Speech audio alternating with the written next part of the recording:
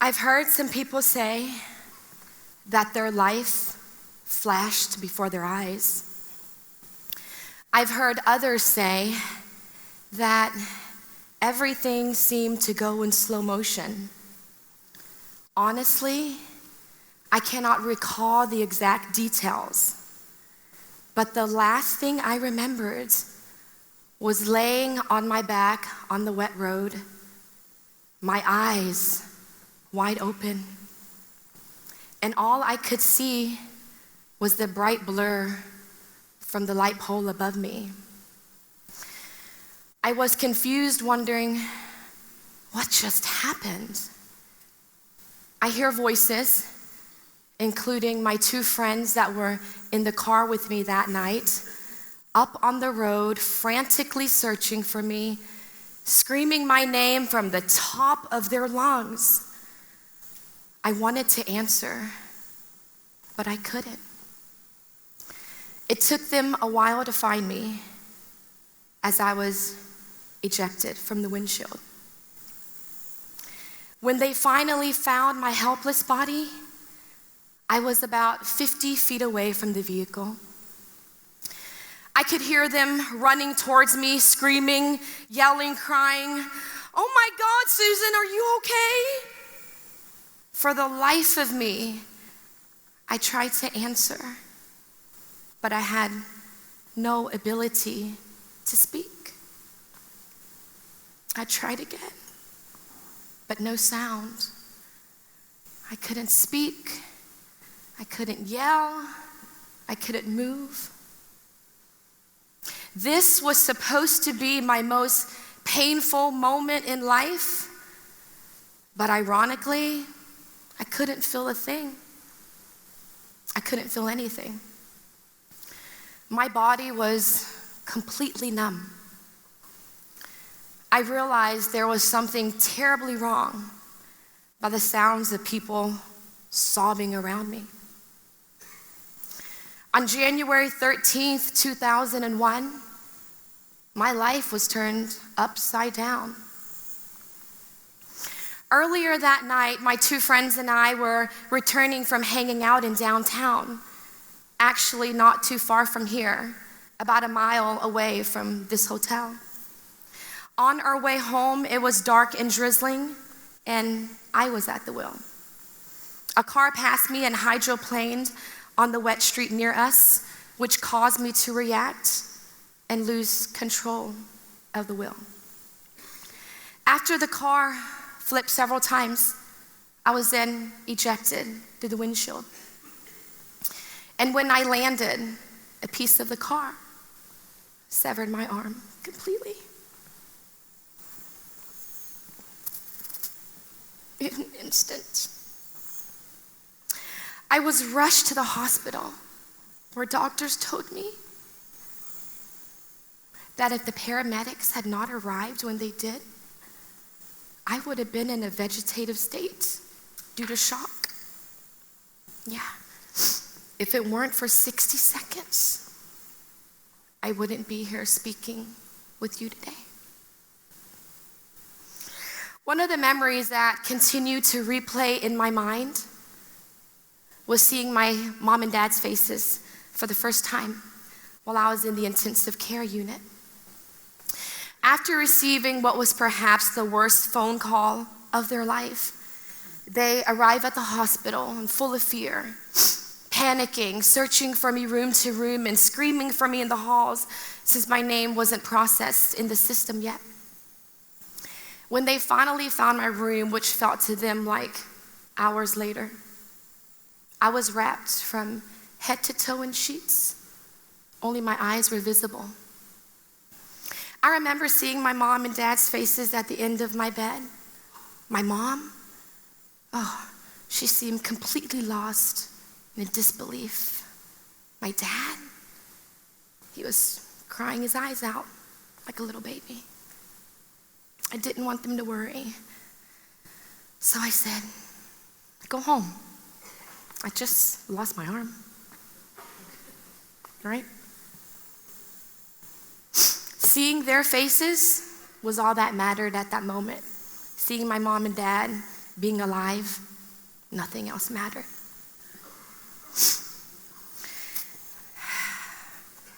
My family's love carried me through this horrible time. My mom and my sis Teresa resigned from their jobs to spend the days with me in the hospital, which turned into weeks and then over a month. The staff at the hospital, man, they were amazing. I will never forget the way they made me feel. They kept the atmosphere light. They checked on me all the time. Always wanted to make sure that I was comfortable. I remember the times where the nurses would stay after their shift just to make sure I was feeling okay, make sure I was comfortable. We'd chit-chat and hang out for a bit. While the other times they would allow my family and friends to stay past visiting hours, which was really cool. They will always have a special place in my heart. Many, many times a day, my mom would unwrap and rewrap my injury with such calm, love, and care. Later, she admitted to me that it was the hardest thing she has ever had to do. There she was, seeing her youngest child in such pain, physically and emotionally, having just lost a part of herself that she had had for the last 22 years. I never knew she was feeling that way because she hid it so well. If it weren't for her strength, I'm not sure how I would have gotten through those long days and nights tending to my wound. Thank you, Mommy. Love you.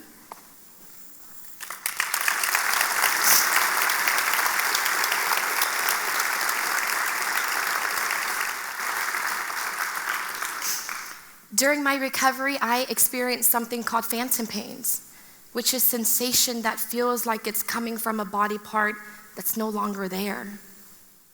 Doctors once believed it was a psychological phenomenon, but have since discovered they are real sensations that originate in the spinal cord and brain.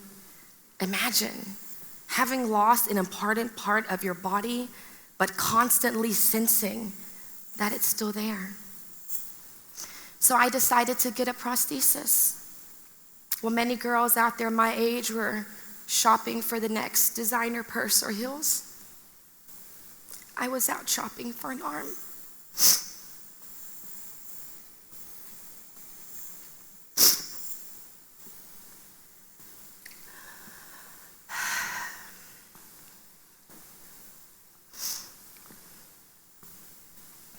Every morning I would wake up hoping all of this was just a terrible nightmare, but then to look over to find that piece of myself gone. My mom would hear me screaming and crying every morning, and she would rush to my side and try to comfort me. I was in unbearable pain. Not only physical pain, but emotional pain. I felt like someone rips my heart out of my chest and bashed it into a million pieces. For months after coming home from the hospital, I was uncomfortable in my own skin. I hated looking in the mirror because I couldn't stand the sight of myself.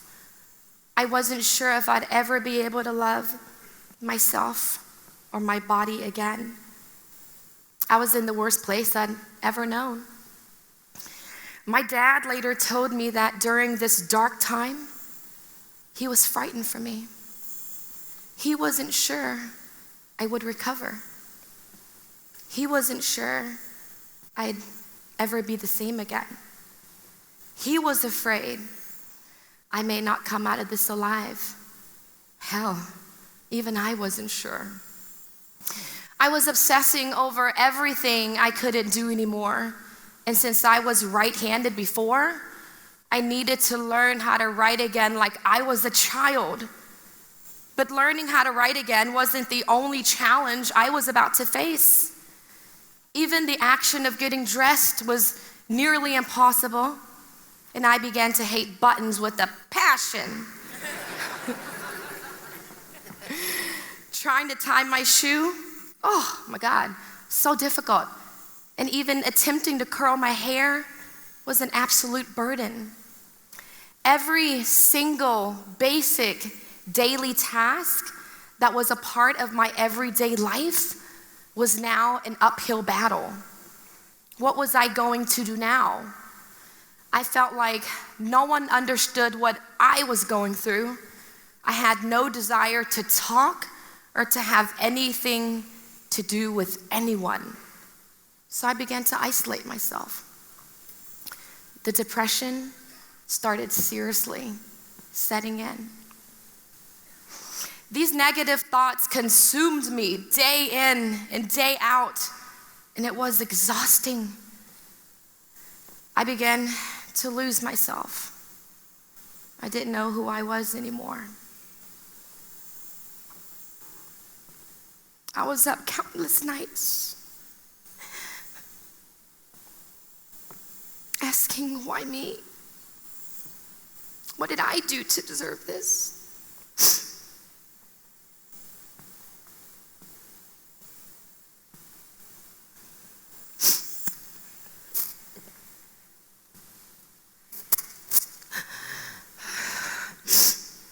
God was to blame. God couldn't even be real. What's the point now?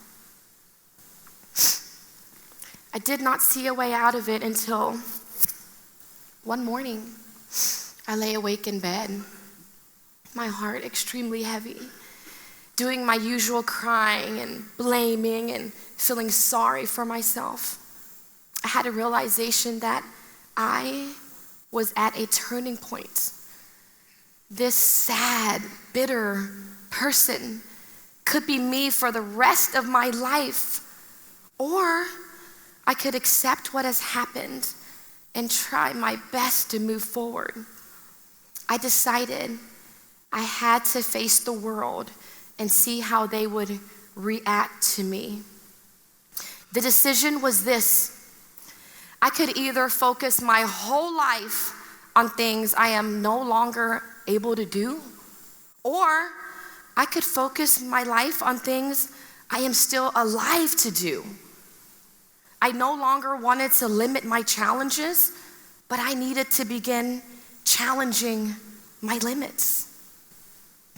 We are never immune from having negative thoughts, but we can be immune from their control over us. I had the choice to be bitter or to be better. 6 months after the accident, I started looking for a job. I could have filed for disability, but I refused to do that. That wasn't me. My cousin and I both went to a temp agency to take a typing test. He was so pissed when I got the job because my typing speed was faster than his.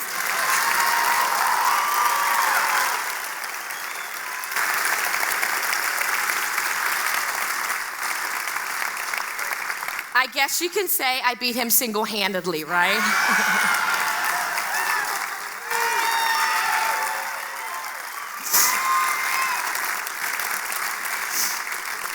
That was freaking awesome, guys. I definitely had some setbacks, but I was constantly reminded of that moment, that conscious choice I made to be strong. I needed to take the first step and try to feel normal again, try to live again. I was determined to run and catch up to everyone else in the world that does not wait for anyone, because I didn't want to get left behind.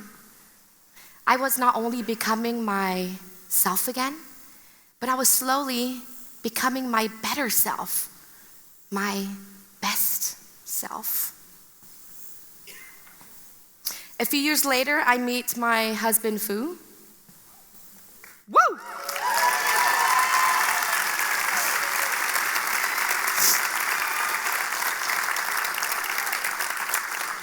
When I was still wearing my prosthesis, he never asked about my arm, didn't look at me funny in any way. He just wanted to get to know me for me. I mean, can you blame him?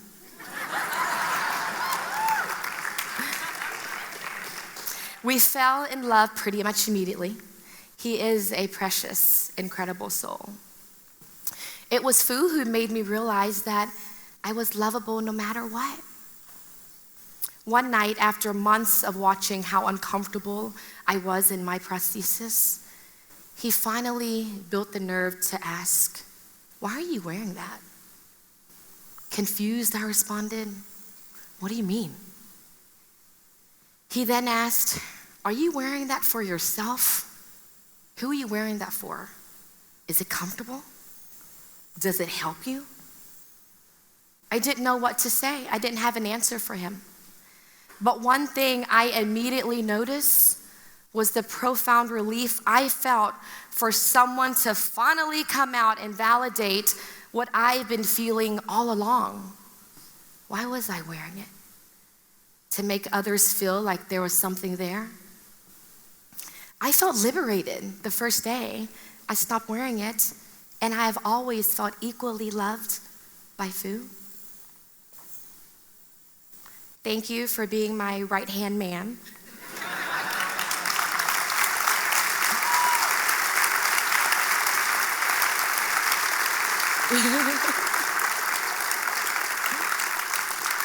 And also being the light when my entire world was dark. You my boo.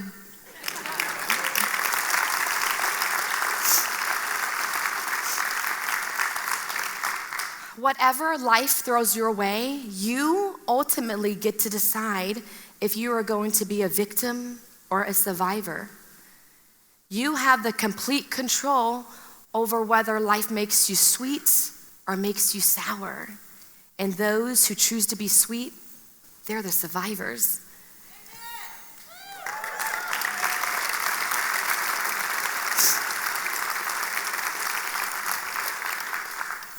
You have the control to let your situation define or strengthen you.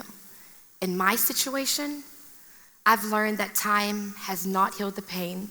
The pain is definitely still there. Although time has helped me deal with my pain and adapt to my new situation. As crazy as this may sound, this horrible experience has completely changed my perspective. My life has more meaning. My heart is full of joy and gratitude, and it has shaped me into who I am today. A total freaking badass, right, y'all?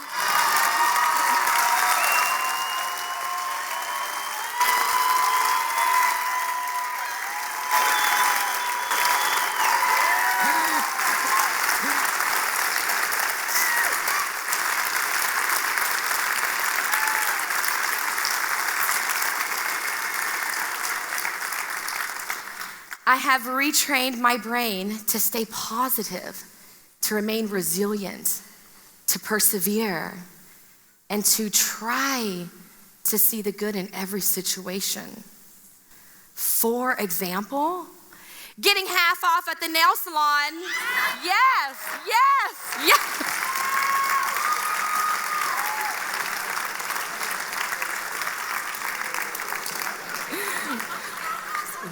Hashtag savings.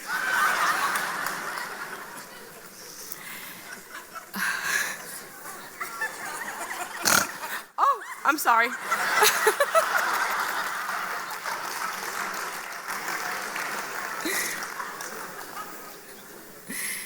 We all have our own trials and tribulations in life, and at times we may feel defeated by our circumstances. The depression that can strike during those times can be so dangerous. But giving up and giving in to the negativity is not an option. We must choose to be bitter or to be better. What choice will you make? Thank you.